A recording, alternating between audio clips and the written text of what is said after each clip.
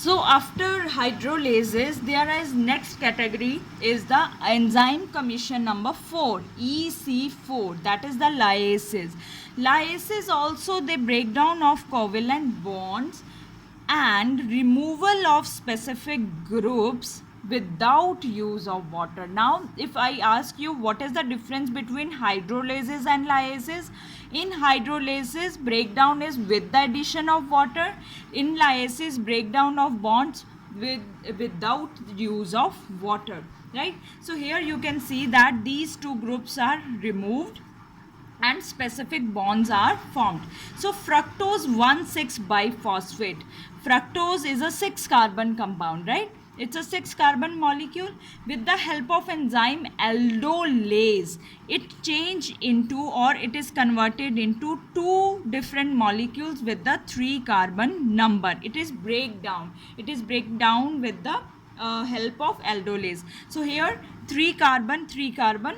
So 6 carbon is molecule is breaking down into 3 and 3 carbon. PgAl is phosphoglyceraldehyde, and there is another molecule that is dihydroxyacetone. So there is the removal of groups but without the use of water, or you can say breakdown of bonds without the use of water. Next is isomerases. Isomerase, you know that they have the just the interconversion of the geometric. They are little bit have their difference in their optical or the geometric positions of the groups. So glucose 6-phosphate, glucose isomer is fructose 6-phosphate. So glucose 6-phosphate change into fructose 6-phosphate with the help of enzyme isomerase, or this is sometimes known as hexose isomerase. Isomerase is enzyme which help in the interconversion. Fructose can be changed into glucose and then glucose change into fructose. Interconversion of the optical isomers, or the basically which have their orientation present at the different positions. Last one is the enzyme commission number 6, that is the ligases. Ligase word always remember in the biology that used for something joining, glue, like Fevicol. So here enzyme commission number 6 and the group is ligases. It help in linking or joining together of two compounds. So pyruvic acid plus CO2. Now pyruvic acid is a 3 carbon compound and then we have 1 carbon in the CO2. So with the help of enzyme pyruvate carboxylase, it becomes 4 carbon compound, and that compound is known as oxaloacetic acid. So that enzyme which help in joining together of two compounds, those come in the category of ligases.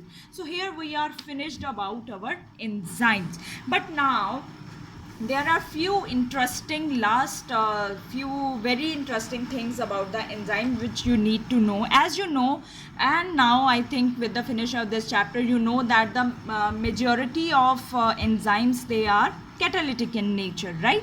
And they are catalytic in nature, they are proteinaceous.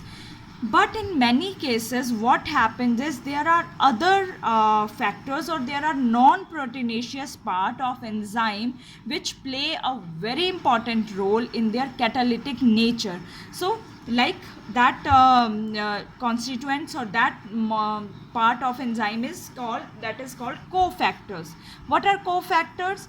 Non-protein constituent of enzyme, or non-proteinaceous part of enzyme is called cofactors.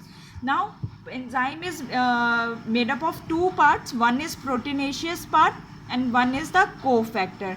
When we combine both, then the term is given as the holoenzyme, and proteinaceous part of enzyme is known as apoenzyme. Again I am repeating it. Enzyme, in many cases enzyme has two parts. One is because enzymes are proteins, so protein part, but for its helping there is the non-protein part. So once they come together, protein plus non-protein part, this is known as holoenzyme. But only protein part of enzyme, it is known as apoenzyme. So cofactors, they are responsible for the enzyme to make it catalytically active. If you remove cofactor from the protein part of this enzyme, then it will be non-functional. It will not catalyze the reaction. So cofactors are further of three types. It can be prosthetic group, it can be coenzyme, it can be metalines. Prosthetic groups are what? They are organic compounds which tightly bound to apoenzyme. What is apoenzyme? Apoenzyme is proteinaceous part of enzyme. So organic compounds, prosthetic groups are those which are having carbon. So organic compounds, they tightly bind to the proteinaceous part of enzyme. Example is heme. Heme is a prosthetic group in enzymes. Which enzymes? Peroxidases and catalase. So if I asked you that in peroxidase and catalase, which prosthetic group is attached with the apoenzyme, what will be your answer? Heme. So this prosthetic group, it help in breakdown of basically hydrogen peroxide in reactions. It help in the breakdown of hydrogen peroxide into high water and the oxygen. So for peroxidase and catalase, the prosthetic group is heme. The next cofactor is coenzyme. They are again organic compounds. They bound, but now listen here, they bound to protein part or apoenzyme during only the time of catalysis. It means once enzymes, they are going to help in the breakdown or joining, or they are going to catalyze some reaction, only then this coenzyme will bind with the apoenzyme. Association of a coenzyme with apoenzyme is not permanent. It is temporary or it is transient. It is for few times till the reaction is complete. Example is NAD, nicotinamide adenine dinucleotide, and NADP. They contain vitamin niacin. These all are the examples of coenzyme. They attach to the NAD, NADP. They attach to the protein part of enzyme when there is some kind of reaction to occur. They are also known as the reducing powers also, right? So they help in catalyzing the reaction. So for NADP, it has the vitamin niacin which play role with the apoenzyme, and NAD also play role, is also one of the coenzyme.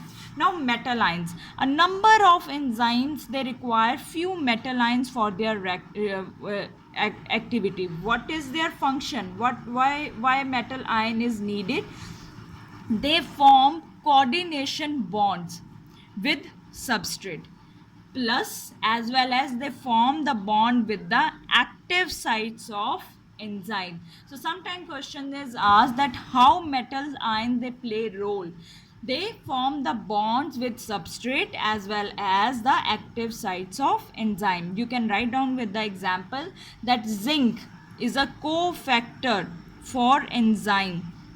Zinc is a metal, right? So it is a cofactor for enzyme carboxypeptidase, and carboxypeptidase is also known as the one of the proteolytic enzyme.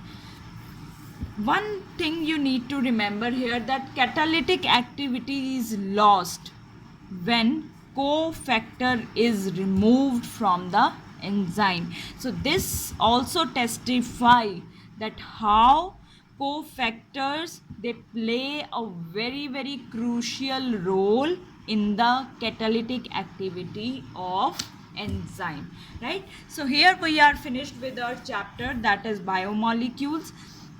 Just go through these videos if you are not clear about any topic, and let me know, and then I will make the revision video for you if you have any kind of doubt or any kind of problem in any topic, right?